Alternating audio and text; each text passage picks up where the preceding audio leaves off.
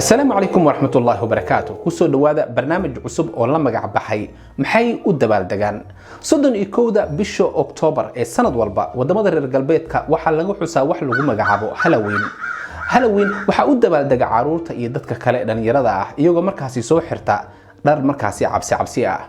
haddaba maxay tahay waxaan lagu magacaabo Halloween magacan asal ahaan wuxuu ka yimid All Hallows oo macnaheedu tahay habeenkii barakeysnaa. dadka Kirishtaanka waxay aaminsan yihiin in habeenkaasi uu yahay habeen aad u barakeysan. sidaas oo kale waxay ku magacaabaan All Saints Day oo ay xusaan 1 bisha November ee sanad walba iyagoo markaasi ugu duceeya waa sida iyaga aaminsan yihiin dadkoodii shuhadada ahaa ay garanayeen iyo kuwa aysan aqoon oo shuhadadooda kamid ah waa sida iyaga markaasi ay u yaqaaniin. haddaba Halloweenka iyo Samhainka maxaa farqi u dhaxeeya? dadkii hore cawaanta ahaa Yurub ku noolaa waxay aaminsanaayeen adduunka inuu maanta ku noolnahay iyo adduunka ruuxaaniga ee reer aakhiraadka ah in wax farqi intaas ka badan oo xariiqintaas ah aysan u dhaxayn. waxay aaminsanaayeen xilliga ay u dabaaldegayaan wax loo yaqaan Samhainka oo ah dhamaadka xagaaga oo soo galay jilaalka waa xilli Yurub oo dhan uu gudcurka ama madowga uu dabooli jiray. waxayna xilligaasi ka aaminsanaayeen in dad badan ay geeriyoon doonaan waa xilliga gudcurka ama madowga ah. sidaas darteedna wax xilliga ay u dabaaldegayaan Samhainka waxay aaminsanaayeen ruuxdii iyaga ka geeriyootay nafahooda inay adduunka dib ugu soo laabanayaan. sidaas darteed waxay cabsi ka qabeen in iyagaasina ay aakhiro isan u kaxaynin ama dalabkooda ay dhibaato u geysan. sidaas darteed waxay shidi jireen dab aad u weyn markaasina waxay wajiyadooda soo gashan jireen wax cabsi ah si ruuxdaasi dunida imaanaysa aysan wajiyadooda u aqoonsan. dhaqankaasi oo isagoo casri ah ayuu maanta Yurub ka jira waxaana lagu magacaabaa Halloween.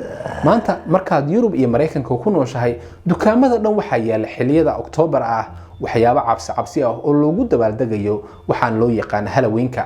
caruurta ayaa waxaad arkaysaa habeenada 31 bisha Oktoobar iyo 1 bisha November inay albaab walba ay soo gargaraacayaan iyagoo wax macmacaan ah dadka weydiisanaya. haddaba dhaqankan Samhainka ayaa maanta isagoo casri ah Yurub ka jira waxaana lagu magacaabaa Halloween. haddaba inta lagu guda jiro intay u dabaaldegayaan waxaan loo yaqaan Samhainka ama Halloweenka waxay aaminsan yihiin in gudcurka ay ku soo wada degaan inta gudcurka lagu jiro shar oo dhan sida shayaadiinta, sixirka iyo qumeyooyinka. waxay sidaas oo kale aaminsan yihiin in bisadaha madmadow ay yihiin kuwa adduunka ku sii faafinaya shar oo dhan. sidaas darteed habeenadaasi intay u dabaaldegayaan waxa loo yaqaan Halloweenka waxay aad u necbaystaan inay arkaan bisad madow oo wadooyinka marmaraysa. haddaba dhaqankan sidaan hore idinkugu sheegay isaga oo casri ah ayuu maanta Yurub iyo Mareykanka ka jira. inkastoo waxaan loo yaqaan Halloweenka markii hore Mareykanka in la geeyo dhaqan ahaan xilliyadii hore ay aad u diidanayeen wadaadadoodii xagga Kirishtaanka ama diinta Kirishtaanka aaminsanaa.